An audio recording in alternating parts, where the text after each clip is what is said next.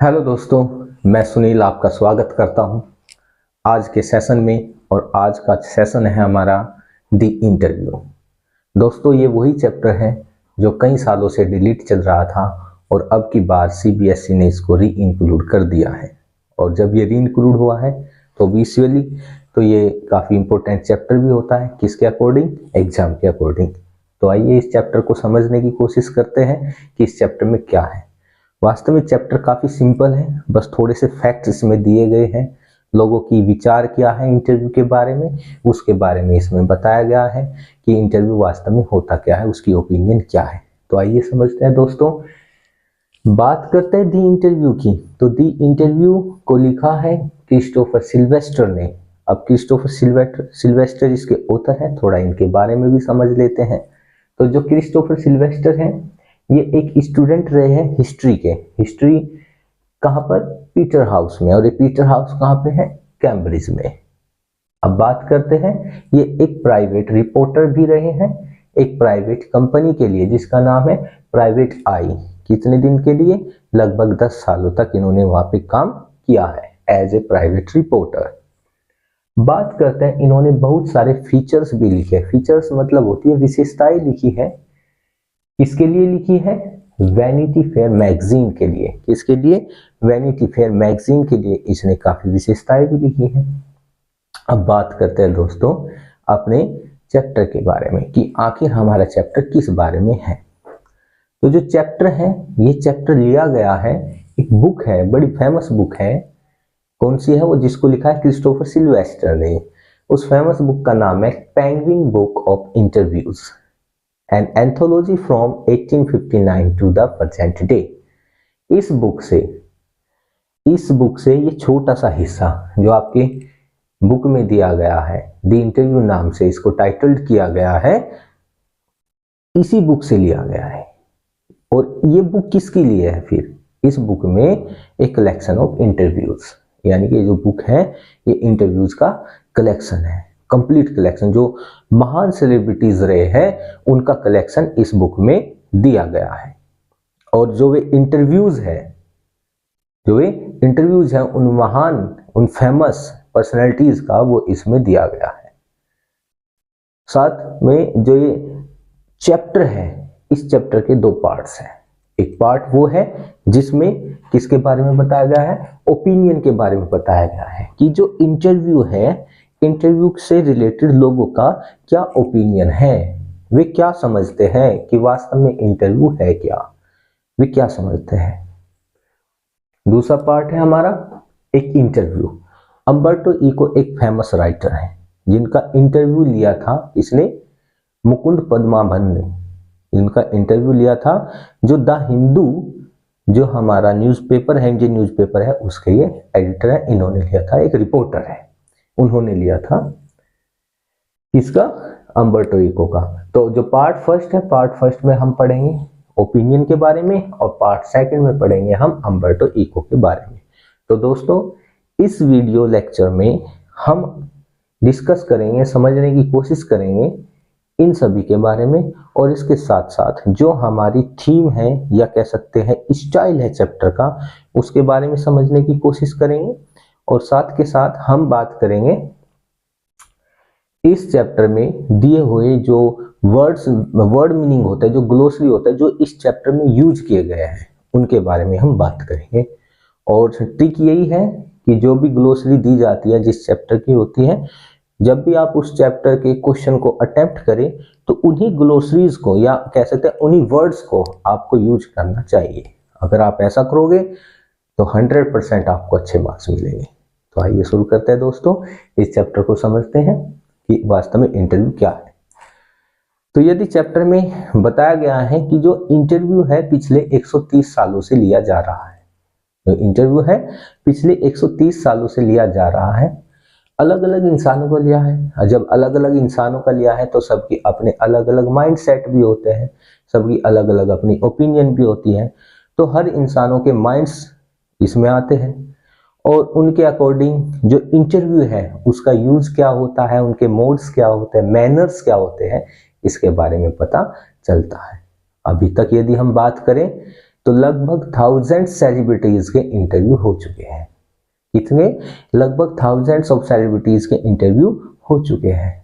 और हर educated person, every educated person को पता है कि इंटरव्यू होता क्या है। और इनमें से बहुत से के अपने व्यूज होते हैं, हर इंसान के अपने व्यूज होते हैं। और बहुत से का मानना ये है कि जो इंटरव्यू है वो एक कला है, एक आर्ट है। इंटरव्यू क्या है? एक आर्ट है, एक ऐसा आर्ट जो दुनिया के सामने आपकी सच्चाई रख देता है, आपके बारे में बता देता है। ये एक आर्ट है। बहुत सी सेलिब्रिटीज हैं जो इंटरव्यू से नफरत करती है, जो इंटरव्यू को बिल्कुल गलत मानती है, इंटरव्यू के हेट करती है बिल्कुल। उनका मानना है, बहुत सी सेलिब्रिटीज का ये मानना है कि इंटरव्यू एक एनक्रोचमेंट की तरह है। किसकी तरह है दोस्तों? इंटरव्यू एक एनक्रोचमेंट की तरह है। एनक्रोचमेंट होता है अतिक्रमण। जैसे आपने देखा ना मार्केट में कि ठेली वाले लगा लेते हैं, आधी सड़क घेर लेते हैं, वो एनक्रोचमेंट ही होता है। एक ऐसा एनक्रोचमेंट है जो आपकी प्राइवेसी को भंग कर देता है, उसको खत्म कर देता है। ऐसा एनक्रोचमेंट है क्या? इंटरव्यू। और ये बहुत ही ज्यादा अपमानित करने वाला होता है। इसका मानना है, बहुत सी सेलिब्रिटीज का ये मानना। अब उन बहुत सी सेलिब्रिटीज में कौन कौन है आओ हम समझते हैं। आपके चैप्टर में किन किन सेलिब्रिटीज का जिक्र किया गया है वो यहाँ पर लिखा हुआ है दोस्तों। इधर लिखा है वीएस नायपॉल, नीचे है लेविस कैरोल, फिर है रुडयार्ड किपलिंग, उसके बाद है हमारे एच.जी. वेल्स, फिर है जोसेफ स्टालिन, और फिर है सॉल बेलोज, और आखिर में है डेनिस ब्रैन। ये हमारे कुछ पर्सनैलिटी हैं जिनके इसमें ओपिनियन दिए गए हैं। तो आइए सबसे पहले पढ़ते हैं वीएस नायपॉल का क्या मानना है इंटरव्यू के बारे में। आखिर उनकी क्या ओपिनियन इस चैप्टर में दी गई है इंटरव्यू के बारे में। तो वीएस नायपॉल साहब के बारे में समझते हैं। आइए दोस्तों समझते हैं। इनका पूरा नाम है सर विद्याधर सूरज प्रसाद नायपॉल। क्या नाम है? सर विद्याधर सूरज प्रसाद नायपॉल। इनका जन्म कब हुआ? जरा देख लेते हैं। अगस्त 17, 1932 को इनका जन्म हुआ। कहां पर हुआ? कैरोनी काउंटी में। और ये कॉलोनी है किसकी? Of Trinidad and Tobago. नाम से लगता है कि ये इंडियन है, लेकिन ये इंडियन नहीं है। आपने मैप देखा होगा, वर्ल्ड मैप, और वर्ल्ड मैप में अमेरिका है, अमेरिका के नीचे मैक्सिको है, और जो मैक्सिको के नीचे जो ऐसे वो पूंछ सी नीचे निकली रहती है ना, पूंछ सी निकली रहती है और नीचे नॉर्थ अमेरिका से मिली हुई रहती है। जो पूंछ वाला हिस्सा है वो एरिया ही क्या है? Colony of Trinidad and Tobago. इनकी डेथ हो गई थी अगस्त 11, 2018 में। कहां पर? लंदन इंग्लैंड में। फिर ये वहां पर शिफ्ट हो गए थे। अवार्ड्स की बात करें तो इनको अवार्ड्स मिले हैं बुकर प्राइज। बुकर प्राइज इनको मिला है, जेरूसलम प्राइज इनको मिला है, और सबसे बड़ा जो सम्मान होता है वो कौन सा होता है? नोबेल प्राइज इन लिटरेचर, वो भी इनको मिला है। अब देखो इतनी महान फेमस सेलिब्रिटी है तो कुछ ना कुछ तो इनकी ओपिनियन रही होगी। तो क्या ओपिनियन है इनकी उसको समझते हैं। तो जो वीएस नायपॉल साहब है, इनका मानना है कि इंटरव्यू एक डेंजरस इफेक्ट पैदा करता है। क्या करता है? एक डेंजरस इफेक्ट डालता है, एक हानिकारक प्रभाव डालता है। किसके ऊपर? इंटरव्यू के ऊपर, जो इंटरव्यू देता है उसके ऊपर। जब इंटरव्यू दिया जाता है, क्या कहते हैं वीएस नायपॉल साहब?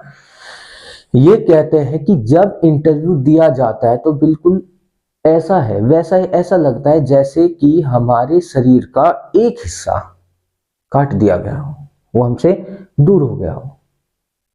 मतलब जब मान लिया मैं हूं, मेरा इंटरव्यू लिया जा रहा है, तो मेरे बारे में दुनिया जान लेगी, और जितना मैं बताऊंगा उतना मेरे बारे में जानेगी। यानी कि मेरे जीवन के एक हिस्से के बारे में दुनिया को पता चल जाएगा। तो ऐसा मानना किसका है? वीएस नायपॉल साहब का, कि वो उसी के समान होगा जैसे आपके शरीर का एक हिस्सा आपसे अलग हो जाए। ये किसका मानना है? वीएस नायपॉल साहब का मानना है। इसके बाद हमारी नेक्स्ट पर्सनैलिटी आती है लेविस कैरोल, जिनका पूरा नाम है चार्ल्स लुटविज डॉगसन, चार्ल्स लुटविन डॉजसन। अब ये तो है इनका पेन नेम और ये है इनका ओरिजिनल नेम। बात करते हैं इनका जन्म कब हुआ था। 27 जनवरी 1832 को। कहाँ पर? इंग्लैंड में हुआ था।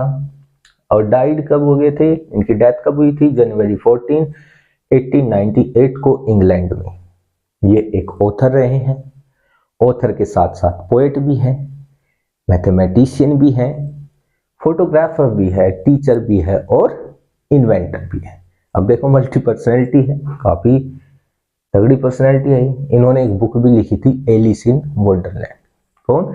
एलिस इन वंडरलैंड, इन्होंने ही बुक लिखी थी। अब थोड़ा इस एलिस इन वंडरलैंड के बारे में भी बता देते हैं भाई। जो एलिस इन वंडरलैंड है, ये ऐसी लड़की की कहानी है, छोटे बच्चे की कहानी है, जो खेलते खेलते एक गड्ढे में गिर जाती है। क्या करते हैं? वो एक गड्ढे में गिर जाती है और गड्ढे में गिरने के बाद वो एक दूसरी दुनिया में पहुंच जाते हैं, जहां के इंसान बिल्कुल अलग है। एक परियों के देश में वो पहुंच जाती है। यानी कि जो ये बुक है फुल ऑफ फैंटेसी से भरी हुई है। तो ये भी एक महान हस्ती है, लेविस कैरोल। इनका क्या मानना है इसको समझते हैं। तो ये ऑथर है एलिस इन वंडरलैंड के। इनका मानना है कि इन्होंने इंटरव्यू को क्या किया है, पूर्ण रूप से बैन कर दिया है कि बिल्कुल भी इंटरव्यू नहीं देते, बिल्कुल छोड़ दिया है। क्यों छोड़ दिया है? क्योंकि ये कहते हैं कि जब भी मैं इंटरव्यू देता हूं तो लोग मुझसे एक सेलिब्रिटी की तरह व्यवहार करते हैं। कैसे फेस आते हैं लोग इनसे?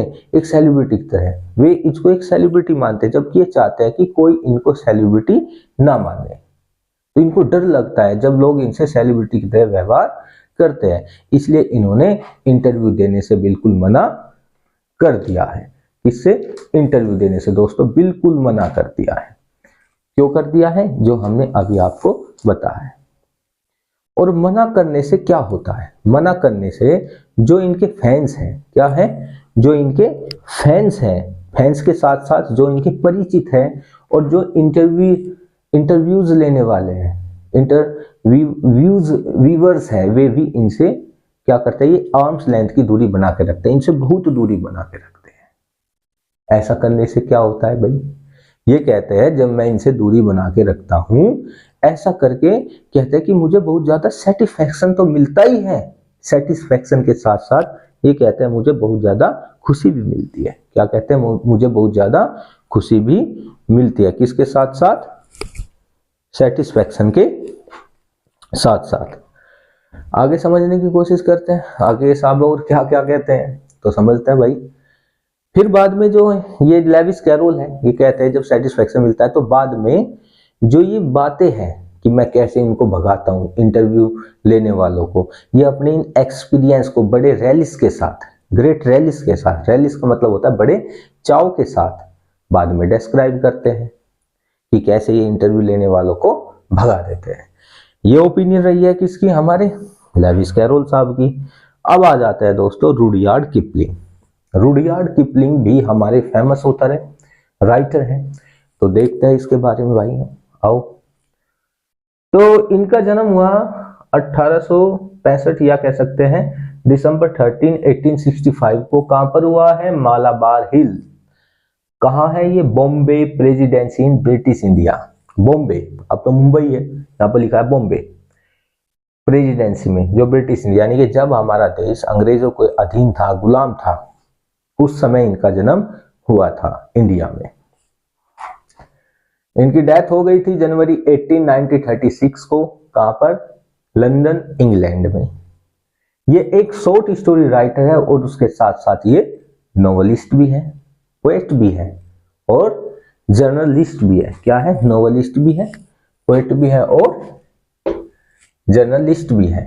इन्होंने एक बुक लिखी है जिसका नाम है द जंगल बुक। उसके बाद लिखा है इन्होंने इफ, फिर लिखा बर्डन, और बहुत सी बुक इन्होंने लिखी है। तो कुछ ही हमने यहाँ पे लिखी है, बहुत सी बुक लिखी है जिसके लिए इनको क्या मिला है? नोबेल प्राइज मिला है। किसके लिए? लिटरेचर के लिए। किसके लिए दोस्तों? लिटरेचर के लिए।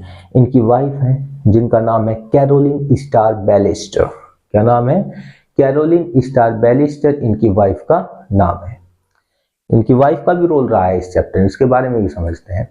अब हम समझते हैं कि रुडयार्ड किपलिंग साहब का क्या ओपिनियन रहा है किसके लिए, इंटरव्यू के लिए, इसको समझते हैं दोस्तों। तो इनके अकॉर्डिंग जो इंटरव्यू है, इन्होंने क्या माना है, इंटरव्यू को कंप्लीटली अनरेस्पेक्टफुल माना है। ये एकदम अपमानजनक मानता है किसको, इंटरव्यू को कंप्लीटली, और हमेशा इंटरव्यू देने से मना करते हैं। क्या करते हैं, हमेशा इंटरव्यू देने से मना करते हैं। जबकि इन्होंने एक बार खुद इंटरव्यू लिया है, किसका, मार्क ट्वेन का। किसका इंटरव्यू लिया है, मार्क ट्वेन का। इन्होंने एक बार इंटरव्यू लिया है, किसका दोस्तों, मार्क ट्वेन का। मैं लिख देता हूं, ये है मार्क ट्वेन, इनका इन्होंने इंटरव्यू लिया है। ये भी एक फेमस ऑथर रहे हैं, इंटरव्यू लिया है। और न तो इन्होंने कभी इंटरव्यू लेने वालों को सम्मान दिया है, और ना ही जो इंटरव्यू देने वाले हैं उनके लिए कभी सम्मानजनक बातें कही है। इनके लिए दोनों ही बेकार है। अब जो इनकी वाइफ है, जिनका नाम है कैरोलिन स्टार बैलिस्टर, इनके बारे में बताते हैं। ये एक बताती है कि एक बार मैं डायरी लिख रही थी। डायरी कब लिखी इसने, डायरी बता देता हूँ। डायरी इसने लिखी है, कब की बात है ये बात है दोस्तों 18, ये बात है 18, ये है दोस्तों 14 अक्टूबर 18, क्या कहा, 14 अक्टूबर 1892 को इन्होंने डायरी लिखी। और डायरी में इन्होंने जिक्र किया कि 2 रिपोर्टर इनके घर आते हैं। क्या आते हैं, 2 रिपोर्टर इनके घर आते हैं, और वे दोनों रिपोर्टर पता नहीं किसी कारण से कुछ मिस हैपनिंग होती है, इनका दिन बिल्कुल बर्बाद हो जाता है। और उसी दिन से, तब से ही इनके हस्बैंड ने इंटरव्यू देने से बिल्कुल मना कर दिया। क्या कर दिया, तब से ही इनके हस्बैंड ने इंटरव्यू देने से बिल्कुल मना कर दिया। क्यों, क्योंकि उनकी वजह से इनका जो दिन था वो बिल्कुल बेकार हो गया, और इन्होंने इंटरव्यू देने से बिल्कुल मना कर दिया। क्योंकि ये मानते हैं इंटरव्यू क्या है, बिल्कुल एक इमोरल, क्या है, बिल्कुल इमोरल है। कौन मानते हैं, हमारे रुडयार्ड किपलिंग क्या मानते हैं, बिल्कुल क्या है, इमोरल है, अनैतिक है, और ये एक क्राइम है। क्या है, ये क्राइम के जैसा है, जो बिल्कुल क्या है, एक दंडनीय अपराध की कैटेगरी में आता है। किनके अकॉर्डिंग, रुडयार्ड किपलिंग का। और आगे ये भी मानते हैं अकॉर्डिंग टू कि इंटरव्यू क्या है, इंटरव्यू एक नीच और कायरता से भरा हुआ काम है। किनके अकॉर्डिंग, कौन कहता है इस बात को, रुडयार्ड किपलिंग साहब कहते हैं कि इंटरव्यू एक नीच और कायरता से भरा हुआ कार्य है। तो ये ओपिनियन थी रुडयार्ड किपलिंग की। अब हम समझते हैं एच.जी. वेल्स के बारे में।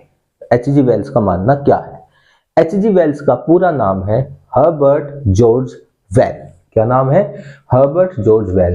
ये वही है, आपने अब से 4-5 साल पहले नोवेल हुआ करता था द इनविजिबल मैन, उसको इन्होंने ही लिखा था। और एक चैप्टर होता है 10th में, फुटप्रिंट विदाउट फीट, जो आपकी बुक है 10th क्लास में आपने पढ़ी होगी दोस्तों, फुटप्रिंट्स विदाउट फीट, वो इन्होंने ही लिखा है। ग्रिफिन वाला चैप्टर, जिसमें ग्रिफिन एक ड्रग्स बनाता है, रेड ड्रग्स पी लेता है, गायब हो जाता है, और फिर मजे लेता है पूरे, कभी उधर, है ना, बिल्कुल मिस्टर इंडिया वाली फीलिंग, है ना। तो ये वही है एच.जी. वेल्स जिन्होंने लिखा है। ये एक इनका जन्म की बात करते हैं। तो सितंबर 21 को 1866 को इनका जन्म हुआ था इंग्लैंड में, और डाइड ये 13 अगस्त 1946 को हो गए थे इंग्लैंड में। ये एक नोवेलिस्ट है, टीचर है, हिस्टोरियन है, और जर्नलिस्ट भी है। ये एक साइंस फिक्शन राइटर भी है। फेमस किसके लिए है, अपने साइंस फिक्शन काम के लिए। इन्होंने द टाइम मशीन जैसे, द इनविजिबल मैन जैसे इन्होंने क्या लिखे हैं, नोवेल लिखे हैं, बड़े बड़े काम इन्होंने किए हैं, काफी फेमस रहे हैं। तो इनका मानना क्या है, इनकी ओपिनियन क्या है, क्योंकि ये चैप्टर है इसी से भरा हुआ है दोस्तों। इसमें ओपिनियन है, फर्स्ट पार्ट में क्या है, ओपिनियन। तो ओपिनियन हम पढ़ रहे हैं दोस्तों। तो बात करते हैं ओपिनियन के बारे में। तो एच.जी. वेल्स की ओपिनियन क्या है, एच.जी. वेल्स एक महान साइंस फिक्शन राइटर है। जिन्होंने लगातार इंटरव्यू दिए हैं। क्या है? लगातार इंटरव्यू दिए हैं। आई होप दोस्तों आपको ये वीडियो यहाँ तक पसंद आ रही होगी, ये वीडियो लेक्चर पसंद आ रहा होगा। अगर पसंद आ रहा है दोस्तों तो चैनल को प्लीज सब्सक्राइब कर लेना, लाइक कर लेना और चैनल को शेयर भी कर देना अपने दोस्तों में। तो आइए अब आगे बढ़ते हैं। तो ये H.G. वेल्स साहब का मानना है कि इन्होंने बहुत सारे इंटरव्यू लगातार दिए हैं, लेकिन एक घटना घटती है ना 1894 के इंटरव्यू के दौरान। कब? 1894 में। कब की बात है दोस्तों? ये 1894 की बात है। उन्होंने इंटरव्यू को क्या बताया? एक एग्जामिनेशन की तरह बताया कि इंटरव्यू बिल्कुल एग्जामिनेशन की तरह है। जैसे कि आप एग्जामिनेशन हॉल में बैठे हैं और लगातार आपसे क्वेश्चन पूछे जा रहे हैं, आप क्वेश्चन कर रहे हैं। बिल्कुल ऐसा ही है कि आप बैठ गए और सामने वाला आपसे क्वेश्चन करते जा रहा है, बिल्कुल इसके जैसा बताया है। जबकि इन्होंने लगातार इंटरव्यू को क्या किया है? क्रिटिसाइज किया है। हमेशा ये इंटरव्यू की आलोचना करते रहते हैं। और जब ये उन्होंने क्या दिया, ये वाला कमेंट दिया, कौन से वाला, कि एकदम एग्जाम के जैसा है। किसके जैसा है? एग्जाम के जैसा है। इसके 40 साल बाद, किसके 40 साल बाद जो इन्होंने ये कहा कि बिल्कुल एग्जाम के जैसा है, उसके 40 साल बाद इन्होंने खुद एक इंसान का क्या लिया? इंटरव्यू लिया। और किसका लिया? उसका नाम यहाँ पर लिखा हुआ है, जोसेफ स्टालिन। किसका लिया? Joseph Stalin. अब इनके बारे में समझ लेते हैं, ये कौन है? जोसेफ स्टालिन का पूरा नाम है जोसेफ विसरियोनोविच स्टालिन। ये एक रशियन है। क्या है ये? रशियन। ये सोवियत रिवोल्यूशनरी क्रांतिकारी थे और उसके साथ साथ ये पॉलिटिकल लीडर भी थे, ये जनरल भी थे, मिलिट्री में थे, काफी लड़ाइयाँ लड़ी हैं इन्होंने। तो इन्होंने क्या लिया था? इंटरव्यू लिया था। तो दोस्तों ये रहा H.G. वेल्स के बारे में। इन्होंने क्या कहा? किसके बारे में? इंटरव्यू के बारे में। अब बारी आती है सोल बेलो की। सोल बेलो की बात करें तो इनका पूरा नाम है दोस्तों सोलोमन बेलो। क्या नाम है इसका पूरा? सोलोमन बेलो। इनका जन्म हुआ है 10 जुलाई 1915 को और इनकी डेथ हो गई थी 5 अप्रैल 2005 को। ये एक अमेरिकन राइटर हैं। इनको पुलित्जर प्राइज भी मिला है, नोबेल प्राइज भी मिला है। किसके लिए? लिटरेचर के लिए। और नेशनल बुक अवार्ड भी मिला है फिक्शन के लिए। किसके लिए दोस्तों? फिक्शन के लिए इनको नेशनल बुक अवार्ड भी मिला है। फिक्शन यानी कल्पनाओं से भरी ये कहानियां लिखते थे। इनका मानना क्या है इसको समझ लेते हैं। तो इनका मानना है दोस्तों कि जब ये इंटरव्यू देते हैं, क्या कहते हैं कि जब ये इंटरव्यू देते हैं, जो इंटरव्यूअर्स हैं, मतलब जो इंटरव्यू लेने वाले हैं, उनसे इनको बड़ी टेंशन होती है, डर लगने लगता है, टेंशन होने लगती है, प्रेशर में आ जाता है बिल्कुल। और ये और कहते हैं कि मेरा दम घुटने लगता है। क्या कहते हैं? कि मेरा दम घुटने लगता है। इतनी ज्यादा ये प्रेशर में आ जाते हैं। कहते हैं कि मेरा दम घुटने लगता है, बहुत बुरी हालत हो जाती है। इसलिए ये इंटरव्यू के बारे में ये और डिस्क्राइब करता है कि बिल्कुल ऐसा लगता है जैसे किसी ने तुम्हारा ऐसे गला ऐसे दबा दिया हो, विंड पाइप दबा दिया हो, विंड पाइप पर हाथ पहुंच गए हो। बिल्कुल ऐसा ही है भैया। क्या? इंटरव्यू। ये कहता है भाई मुझे तो बड़ा डर लगता है। बिल्कुल ऐसा ही है जैसे किसी ने आपका गला पकड़ लिया हो। किनके अकॉर्डिंग? किनके अकॉर्डिंग दोस्तों? सोल बेलोज के अकॉर्डिंग। और अब ये तो हो गया भाई सब कुछ इनके बारे में। अब इतनी सारी डिमेरिट्स चल रही है। किसकी? इतनी आलोचना हो रही है कि इंटरव्यू ऐसा है, इंटरव्यू ऐसा है। इतनी डिमेरिट्स होने के बावजूद भी यदि बात करें, इंटरव्यू एक एक्सीलेंट मीडियम ऑफ कम्युनिकेशन, यानी कि an excellent medium of communication कह सकते हैं हम किसको? इंटरव्यू को। अब बात करते हैं किसकी? डेनिस ब्रायन के। डेनिस ब्रायन भी हमारे एक महान लेखक ऑथर थे। इनका मानना क्या है? ये मानते हैं कि इंटरव्यू एक शानदार प्रक्रिया है, इंटरव्यू सबसे बेस्ट है, इंटरव्यू से एक एक्सीलेंट मीडियम है। क्या कहते हैं ये? एक्सीलेंट मीडियम है। इंटरव्यू सम्मान देता है। क्या देता है? इंटरव्यू लोगों को सम्मान देता है। खासकर किसको सम्मान देता है? इंटरव्यूअर को एक सम्मानीय पद पर, यानी कि उनकी पोजीशन को बिल्डअप कर देता है कि हाँ इसने इंटरव्यू लिया है भाई। इसने अमिताभ बच्चन का इंटरव्यू लिया है, तो एक सम्मान इनका बढ़ जाता है, एक सम्मानीय पोजीशन दिलाता है। किसके अकॉर्डिंग? डेनिस ब्रायन के अकॉर्डिंग। यानी कि यहाँ पर सिर्फ एक डेनिस ब्रायन ऐसे ऑथर है जिन्होंने पॉजिटिव बात कही है, यही तो सब जितने भी थे यहाँ पर सभी ने निगेटिव बात कही है। तो दोस्तों ये हो गया आपका ओपिनियन वाला पार्ट कंप्लीट। अब हम डिस्कस करेंगे इस चैप्टर के स्टाइल के बारे में, जिसको मैं यहीं पर लिखूंगा, और इसके साथ साथ इस वाले पार्ट में कौन कौन से वर्ड्स का यूज किया गया है उसके बारे में अभी हम डिस्कस करेंगे दोस्तों।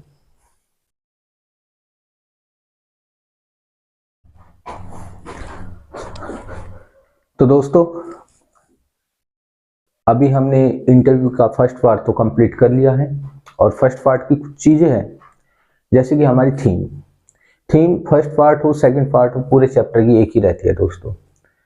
तो थीम है, क्या कहती है? The chapter is a reflection on the commendable and condemnatory aspects of interviews apart from being a record of valid views on this gen.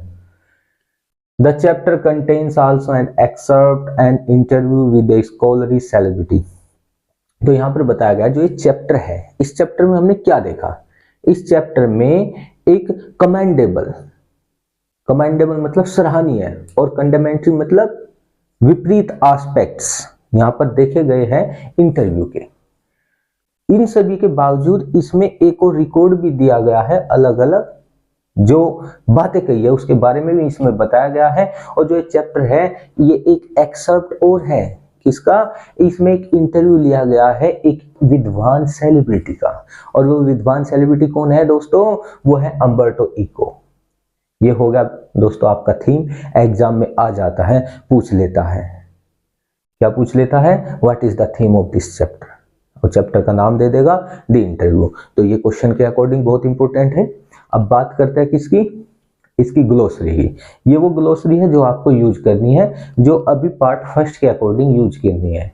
Part first के जो क्वेश्चन होंगे उसके इन ग्लोसरी का आप यूज कर लेना, काफी हेल्पफुल रहेंगे। सबसे पहले बात करते हैं कॉमन प्लेस। कॉमन प्लेस को कहते हैं डन वेरी ऑफन, सामान्य स्थान, या मुश्किल से ज्यादातर जो काम किया जाता है, या कह सकते हैं सामान्य स्थान। बात करते हैं वेरी का होता है डिफर यानी कि विभिन्न, अलग अलग। एक्स्ट्रावेजेंट का मतलब होता है एक्सेसिव, इसको खर्चीला भी कहते हैं और इसको अत्यधिक भी कहते हैं। डेस्पाइस को कहते हैं डिसलाइक। इस चैप्टर के अकॉर्डिंग है दोस्तों ये डेस्पाइस, डिसलाइक मतलब घृणा। बात करते हैं अनवारंटेड, इसको कहते हैं अनजस्टिफाइड मतलब अनुचित। फिर आता है इंट्रूजन। क्या आता है दोस्तों? इंट्रूजन को कहते हैं to force one's self unwanted, यानी कि जब कोई बिना आपकी इजाजत के आपके परिवार में या घर में घुस आता है उसको इंट्रूजन कहते हैं। इसको कहते हैं घुसपैठ। क्या कहते हैं दोस्तों? घुसपैठ। अब आता है डिमिनिश्ड। क्या आता है? डिमिनिश्ड को कहते हैं make something become smaller and seem less important, जो कम इंपॉर्टेंट होती है, जिसको हम कम आंकते हैं, उसको कहते हैं हम डिमिनिश्ड। क्या कहते हैं? डिमिनिश्ड यानी कि कम होना। लायनाइज्ड यानी कि शेर की तरह, और शेर क्या होता है आपको पता है? राजा की तरह किसी को। ट्रीटेड एज ए फेमस और इम्पोर्टेंट पर्सन मतलब सिंह की तरह, मतलब शेर की तरह जब आप किसी पर्सनैलिटी की तरह आप। ठीक है दोस्तों। अब आते हैं परसिस्टेंट होता है अनरिलेटिवली यानी कि अटल, जो मतलब अटल हो भाई, कह दिया तो कह दिया, पत्थर की लकीर है लगातार। कंडेमेंट्री का मतलब क्या होता है? जब आप किसी चीज का निंदा करते हो, जैसे कि हमने यहाँ पे लिखा है निंदात्मक एस्पेक्ट्स है, पहलू है। कंडेमेंट्री यानी कि शोइंग स्ट्रॉन्ग डिसअप्रूवल यानी कि निंदा करना, किसी चीज की लगातार निंदा करते रहना। अब आता है रैक्ड। आपने देखा होगा ना, पबजी खेलते होंगे, गाड़ी वाड़ी ठुक जाती है आपस में, उसको कहते हैं रैक्ड, यानी कि स्पॉइल्ड कंप्लीटली, गोली मार मार के उड़ा देता है, उसको कहते हैं रैक्ड, नष्ट करना।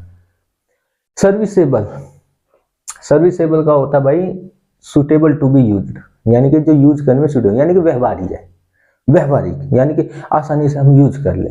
यानी कि फोन ले लिया, एंड्रॉइड चला रहे, आईफोन पे आ गए, यूज ही करना नहीं आता, क्या कर लेंगे उसका, विविड, वेरी क्लियर या ग्राफिक। ये विविड है, विविड होता है एकदम, जो एकदम दिखे बिल्कुल क्लियर चमके, एकदम साफ शानदार। तो दोस्तों ये था आज का लेक्चर, हमारा वीडियो लेक्चर। अगर आप सभी को पसंद आया हो तो प्लीज आप इस चैनल को सब्सक्राइब करें, अपने दोस्तों में शेयर करें, वीडियो को लाइक करें। बस यही कहना था। ठीक है दोस्तों, कल मिलते हैं पार्ट सेकंड के साथ, और इसका पार्ट सेकंड आपको नए लेक्चर में मिलेगा, वीडियो सेकंड में। तो तब तक आप इसको रिवाइज करिए। ठीक है दोस्तों, ओके बाय स्टूडेंट्स।